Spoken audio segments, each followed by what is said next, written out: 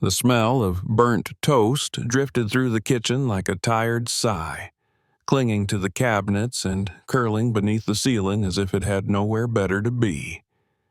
Caleb Rivers fanned the smoke alarm with a dish towel, his tie swinging loosely from his neck, the sleeves of his dress shirt crumpled from a rushed morning. He glanced at the clock and winced.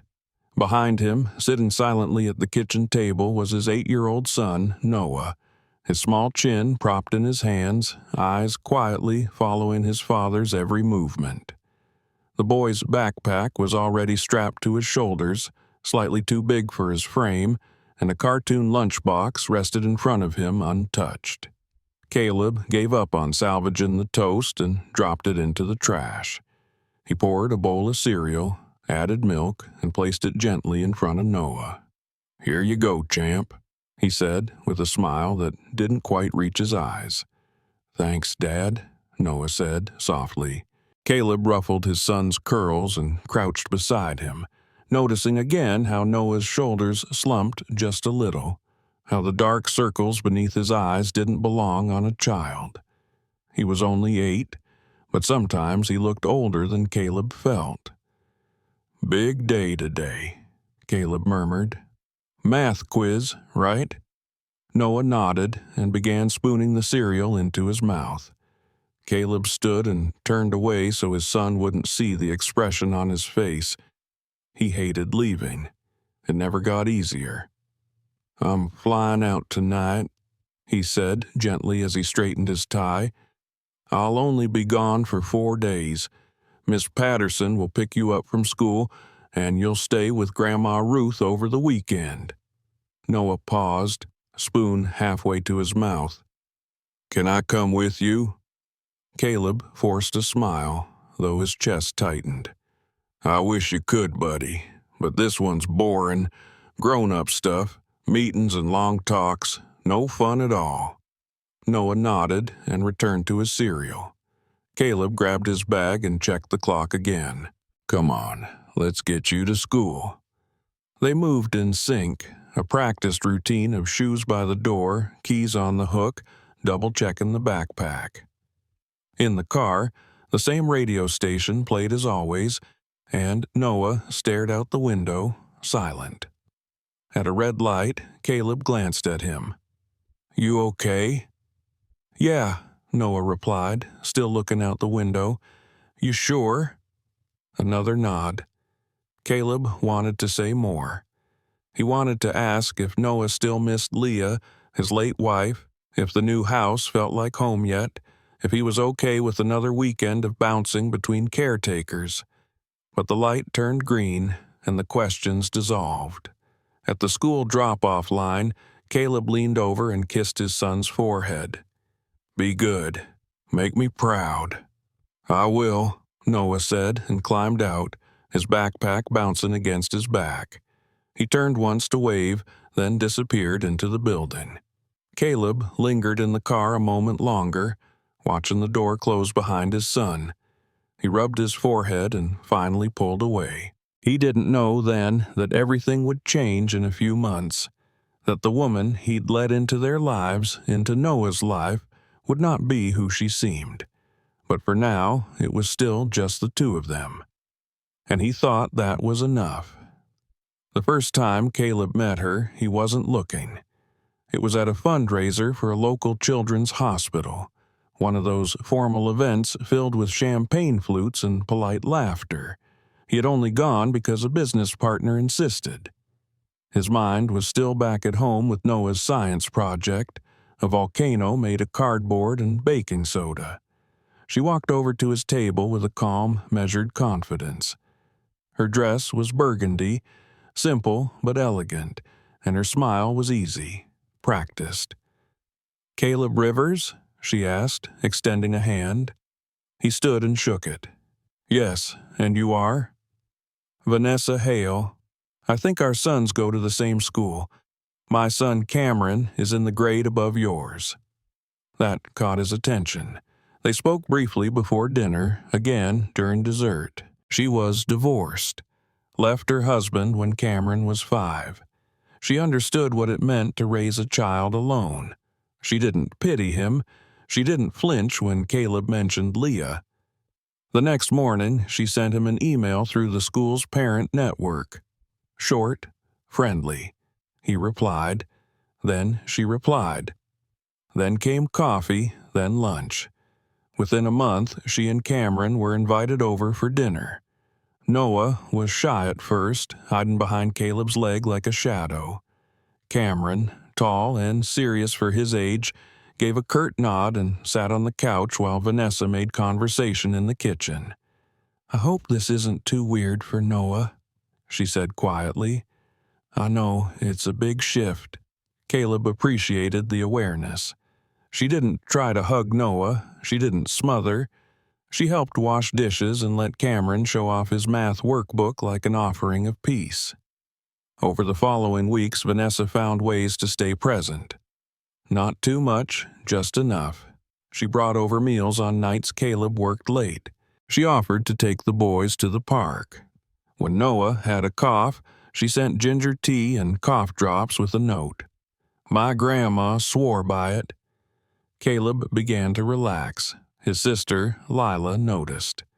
"You seem lighter," she said one afternoon, "like you're finally breathing again." Caleb shrugged but didn't deny it. He hadn't planned on someone new, but Vanessa didn't feel new. She felt steady, familiar. Maybe that was what he needed. One crisp Saturday, they all went to the zoo. Noah held Caleb's hand the whole time, but when they reached the penguins, he surprised them all by nudging Cameron and asking, "Do you like them too?"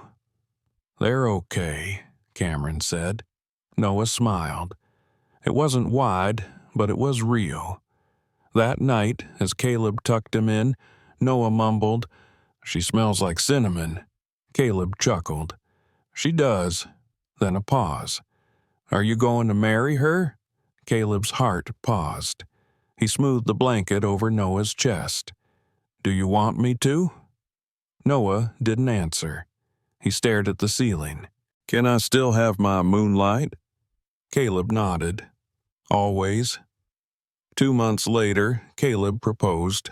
It wasn't dramatic, just a quiet moment on a park bench they'd once sat on during a long conversation.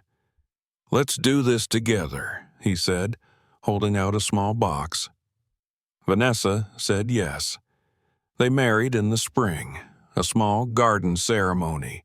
Noah and Cameron as ring bearers. Noah wore a gray suit, hands clenched in nervous fists, eyes darting like he was waiting for something to go wrong. But the day passed with laughter, cake, and a promise of something new. For a while, Caleb believed in it. The house filled with new sounds. Cameron's heavier steps, Vanessa's humming, bigger laundry loads.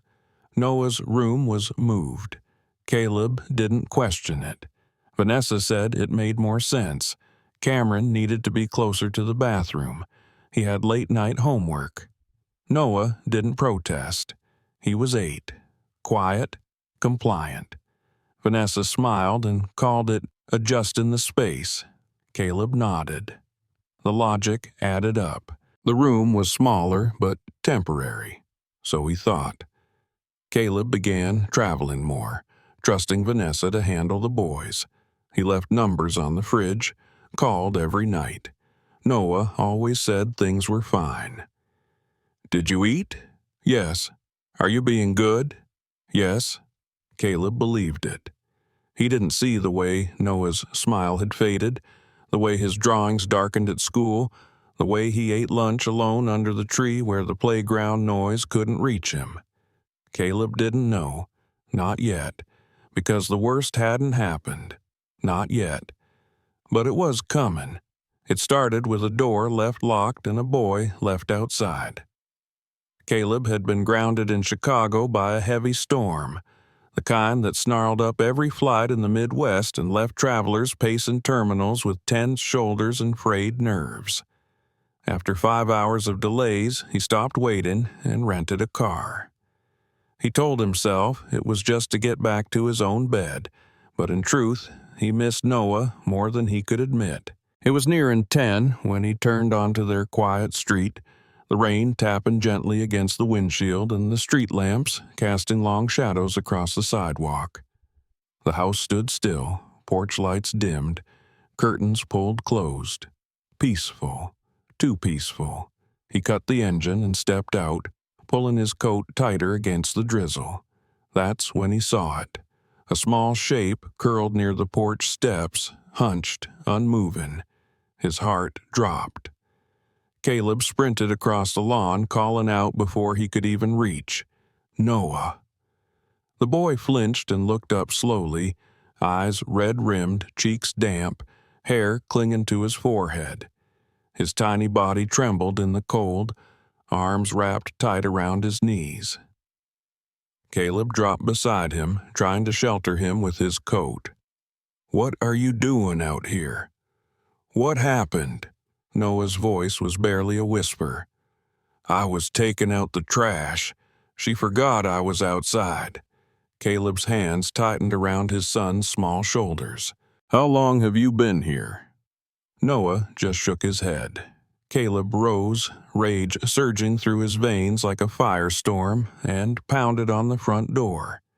It opened after a moment, and Vanessa Hale stood there, calm as anything, mug of tea in hand, wearing her robe like this was just any other Thursday night. Caleb exploded. What the hell is going on? Why was Noah locked outside in the cold?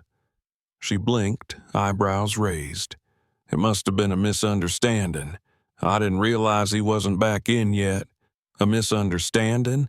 He was soaked to the bone, sitting like a stray dog on the porch. You didn't realize? Caleb stormed past her, grabbing a towel from the hallway and wrapping it around Noah, his hands shaking now with fury and shame. Vanessa followed him into the kitchen. "You're overreacting." He turned on her. "No, I'm waking up. Go upstairs. We'll talk in the morning." Something in his voice silenced her. She hesitated, then disappeared up the stairs, footsteps light. Caleb carried Noah into the bathroom and changed him into warm pajamas, rubbing his arms gently to bring warmth back into his skin. They sat on the edge of the bed together in the dim light. "Do you want to tell me what's been happening, buddy?" Noah stared at the floor. "Will you be mad?" Caleb knelt. "Never at you, I promise." There was a long silence. Then Noah spoke, his voice breaking. "She yells at me. A lot. When you're gone. She calls me names, says I'm dumb, makes me kneel on the tile sometimes, says if I tell you, you'll leave me too." Caleb's heart shattered. He pulled Noah close, holding him like he was trying to keep the pieces of him from falling apart. "I'm so sorry," he whispered into his son's hair. "I should have seen it. I should have known." Noah sobbed into his shirt, his little arms clinging tightly. "I didn't want to make you sad. I just wanted you to be happy." Caleb kissed the crown of his head. "You are my happiness. Nothing else matters." They sat like that for a long time, wrapped in a silence that was finally honest. The next morning, the kitchen was filled with the smell of burnt coffee and tension. Vanessa came downstairs dressed, trying to act like nothing had happened. Caleb sat at the table, unread newspaper in front of him, eyes dark. "We need to talk." She smiled tightly. "Caleb, last night?" He raised his hand. "I'm done. Done believing your words. Done letting you near my son. I should have trusted my gut, but I won't make that mistake again." She stiffened. "You're throwing away everything for a child who can't even speak up for himself?" He stood, calm but with a fury just beneath the surface. "I'm choosing my child. Something you clearly never did." Her face twisted with something he didn't recognize. Rage? Disbelief? But by that evening, she and Cameron were gone. Caleb didn't speak as they left. He didn't argue. He just stood at the window, watching their car disappear down the street like a bad dream finally ending. When he turned around, Noah was sitting on the staircase, arms wrapped around his knees, watching silently. "Come here," Caleb said softly.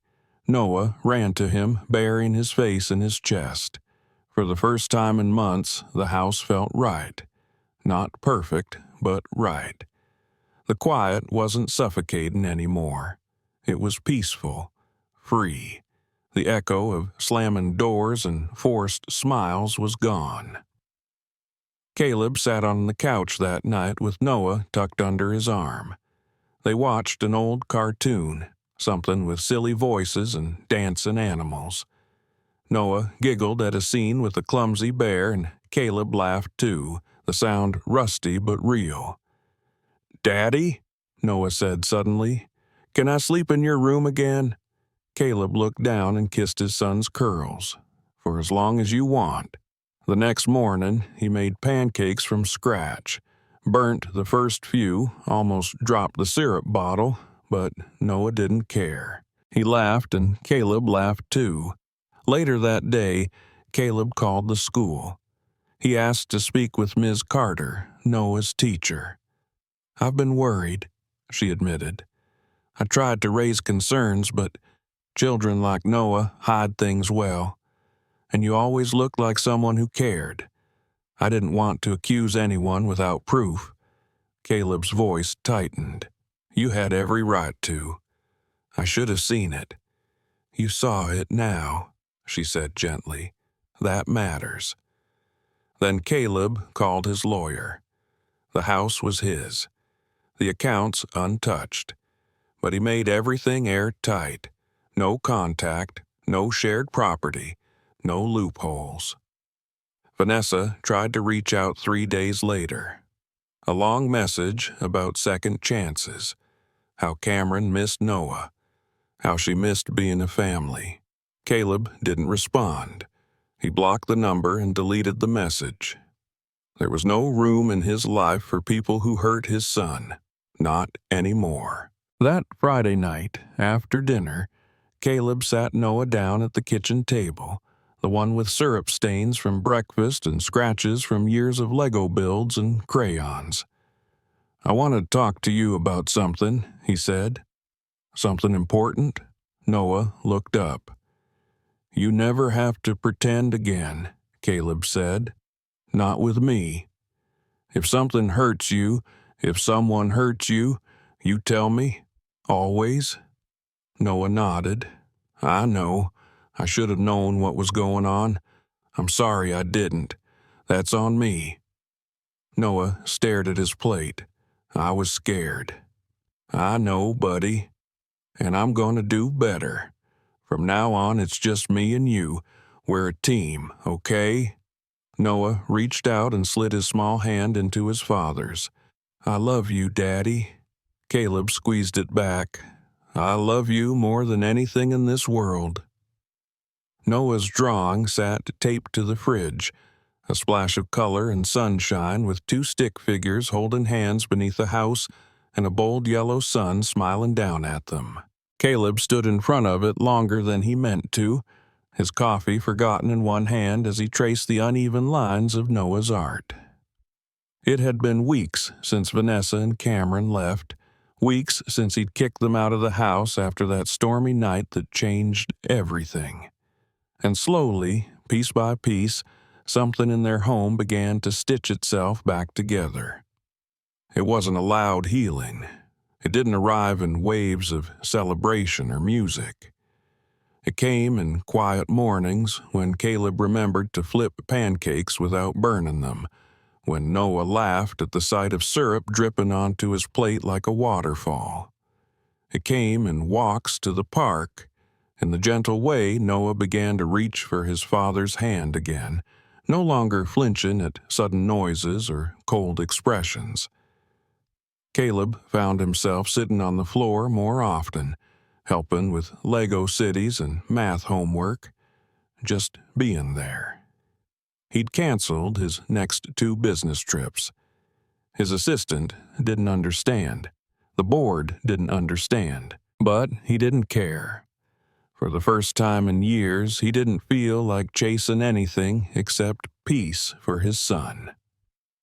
One Thursday evening, as Noah dozed off in his bed under a warm quilt with his favorite dinosaur tucked under his arm, Caleb sat beside him and whispered, "You're safe now."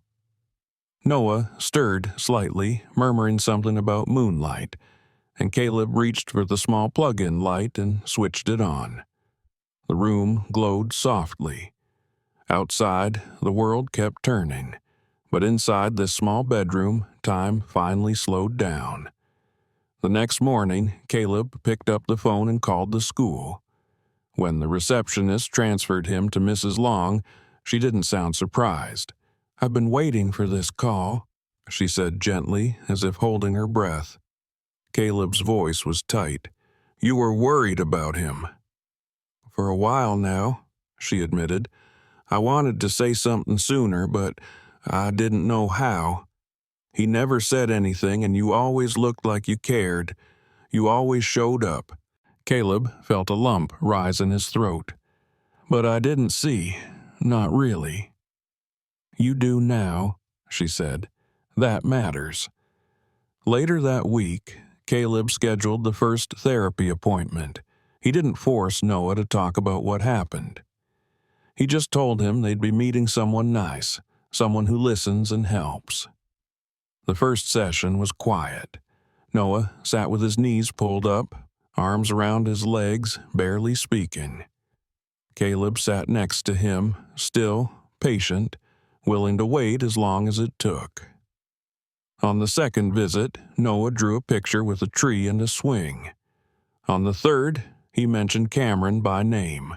By the fourth, he said the words Caleb feared most. "I thought you'd leave me too."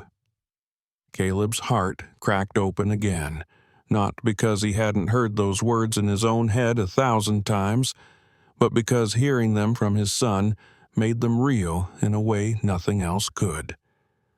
"I won't," Caleb said that day, his voice steady despite the tears in his eyes. "No matter what, I'm here. I'm staying." And he did. Day after day, therapy became their shared ritual. Sometimes they spoke in the car after sessions. Other times, they just drove in silence. Noah staring out the window and Caleb gripping the wheel like it was the only anchor he had. But things began to shift. One weekend, Caleb took Noah camping at a nearby lake.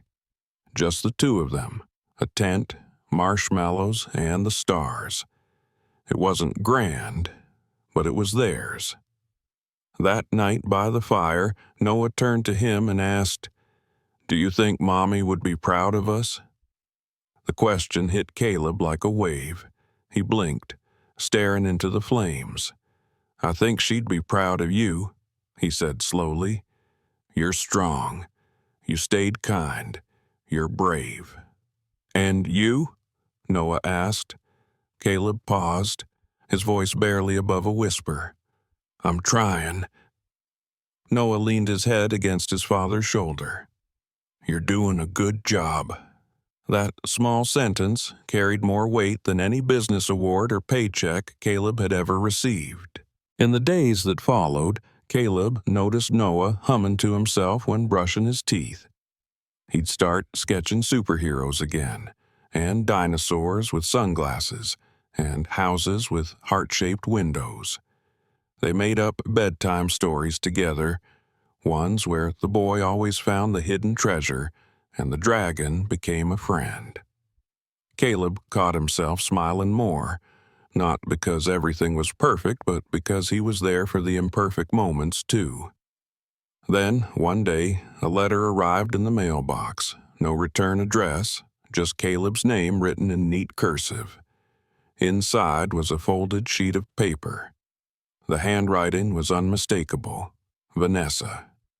She wrote about misunderstanding, regret, how she missed being a family. She said Cameron cried at night and missed Noah. She said people make mistakes, and sometimes second chances are deserved. Caleb read the letter once, He sat with it for a while, then quietly tore it in half and dropped it into the trash. He didn't even tell Noah about it. Forgiveness was one thing. Letting someone back in who had hurt his son was another. He had made a promise. No one would make Noah feel small again. Not in this house. Not ever. That night, they ate leftover spaghetti while watching a movie they both half remembered from when Leah was still alive. Halfway through, Caleb looked over and found Noah asleep on the couch, mouth slightly open, arms curled up. He carried him to bed gently, tucking the covers in with care. Before turning off the light, he whispered, "You are enough, just like this." And for the first time in a very long time, the silence in the house felt whole instead of hollow. The world outside continued on, but inside their small, imperfect world, something sacred was being rebuilt. Trust, truth, love, and the quiet, steady kind of healing that lasts. 6 months had passed since Vanessa and Cameron left the house for good, and in that time the walls no longer echoed with the sharp clang of forced civility or the hollow ring of tension masquerading as normal. It was quiet now, but not the kind of silence that holds its breath waiting for the next shoe to drop. This silence was honest, soft, the kind that lives in a home where no one walks on eggshells anymore. Caleb stood in the kitchen that morning flipping pancakes from a scratch recipe Leah used to swear by even though he still burnt the first few and nearly knocked the syrup bottle off the counter. Behind him, Noah sat barefoot at the table, focused intently on building a miniature city out of colorful Lego bricks. His tongue poking slightly from the corner of his mouth, his curls falling over his forehead and catching glimmers of sunlight from the window above the sink. The music, playing from the speaker, was a quiet, instrumental version of a song Leah used to hum on Saturday mornings. But this wasn't a house frozen in the past anymore. This was a home that had chosen to grow through its pain rather than be defined by it. Daddy Noah said without looking up, "If I build a hospital, can we put a sign that says, 'No mean people allowed'?" Caleb smiled without turning the pancake. "Sure, make that the first rule of your city." The boy grinned wide and honest, the kind of grin Caleb hadn't seen in years, not since Leah had danced him around the living room with the baby Noah in her arms and laughter bouncing off the walls. They had come a long way. Caleb knew that this peace had not come easily, and it was something he protected like a flame in the wind, never letting it go unattended. After the final pancake landed perfectly golden on the plate, Caleb sat across from Noah and asked, "So what's the name of your city?" Noah looked up after a moment of thought. He said, softly, "Hopeville." Caleb nodded. "That's a good name, a very good name." After breakfast, they packed a picnic basket with peanut butter sandwiches, apple slices, and 2 kites they'd bought on a whim at the corner store the week before. At the park, the annual kite festival was already in full swing, kids running with tangled strings in the wind, laughter rising over the open field like bubbles in summer air. Caleb helped Noah launch the first kite, a red one with a yellow lightning bolt, and stood beside him watching it soar. Noah's face was tilted up, his eyes tracking the bright flash in the sky, his hands steady on the spool like someone steering something bigger than he was. "You're good at this," Caleb said. Noah shrugged without losing focus. "I practiced in my head." Caleb chuckled. "Of course you did." Later, they sat under the same big tree they always chose near the edge of the park, where the noise thinned and the breeze settled. Noah bit into his sandwich, then asked out of nowhere, "Do you think Mom would be proud of us?" Caleb didn't answer right away. Instead, he took a sip of water, stared out at the families scattered across the lawn, and finally said, "I think she'd be proud of you for how strong you are." for how kind you stayed." Noah looked at him. "What about you?" Caleb hesitated. "I'm working on it." Noah leaned his head against his father's shoulder. "You're doing a good job." That night, after Noah had fallen asleep tucked beneath his favorite blue quilt with his old stuffed dinosaur resting beside him, Caleb sat at the dining table, flipping through a letter he'd received in the mail earlier that day. The handwriting was neat, painfully familiar Vanessa. She'd written pages of apologies and explanations, said Cameron missed Noah, said she missed being a family, said she hoped they could talk one day, maybe meet again. Caleb read it once, then, without a word, tore it straight down the middle and dropped it in the trash. There were bridges that didn't need rebuilding, especially not when they led back into fire. He had promised Noah no more pretending, no more fear, no more locked doors, and he would honor that. In the following weeks, Caleb restructured his life even further. He declined several high-level conferences, offered the CEO position to his most trusted partner, and requested a role that allowed him to be present at home. He picked Noah up from school himself, helped with homework, burned more pancakes, and remembered how to be a father not just in title, but in practice. Therapy sessions continued every Tuesday afternoon. Noah no longer sat silent during them. He talked openly about everything, the nights in the cold, the threats, the moments where he wanted to disappear. And Caleb listened without interruption, sometimes with tears, but never with excuses. He simply said, "Thank you, and I hear you." Their home began to fill again with sounds, but this time they were good sounds. The clink of Lego bricks being dumped out onto the floor, the crinkle of sketchbooks turning pages, the occasional outburst of laughter when Caleb tripped over a stray toy or accidentally set off the talking dinosaur that hadn't worked for months. There were still moments when Caleb would pause at Noah's door just to listen to the quiet hum of his son sleeping, breathing safe. But those were no longer moments of worry, they were ones of gratitude. One Saturday, as the sun filtered in through the blinds, Caleb stood watching Noah draw at the coffee table. The boy was sketching a city full of parks and colorful buildings. A big hospital in the center with a sign out front, "No mean people allowed in." Bold bubble letters. Caleb smiled as he watched, then sat beside him. "What's that building?" Noah pointed. "That's the community center where people can learn how to be kind." Caleb chuckled, and the one next to it, Noah shrugged. "Maybe a library or a bakery." "I haven't decided yet." "Well, either way, it sounds like a place I'd want to live."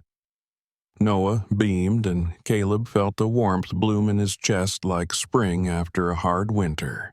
That afternoon, as they cleaned up the crayons and scraps of paper, Noah paused and asked quietly, "Is it okay if we don't have new people here for a while?"